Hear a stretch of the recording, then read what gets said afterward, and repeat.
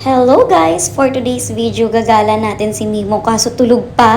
Nandito kami ngayon sa SM San Jose. Since hindi pa kami nagla-lunch, kakain muna kami dito sa Max Restaurant. Dahil mamaya nga lang pagising ni Mimo, paniguradong magugutom tayo kakahabol. So umorder kami ng seafood kare-kare tsaka itong pansit bihon. Nakakatuwa lang dahil sobrang dami pala netong kare-kare. At syempre may kasama na siyang bagoong. Pasabog din sa sahog tong pansit bihon nila Kaya naman kakain muna kami guys. Habang kumakain nga kami ni Dada, sobrang sarap ng tulog ni Mimo sa couch. After namin kumain, nagising ng ating baby.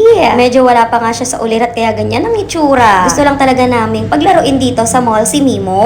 Ang kaso may nadaanan kaming toy store. Tingnan nyo at huminto talaga ang baby natin sa mga dinosaur. Hayaan mo Mimo, pag sumahod tayo dito sa kaka-vlog natin, bibili kita ng marami niya. Nakakatuwa lang sa store na to dahil pwedeng maglaro yung mga kids natin. At ito nga, may nakita naman siyang mga construction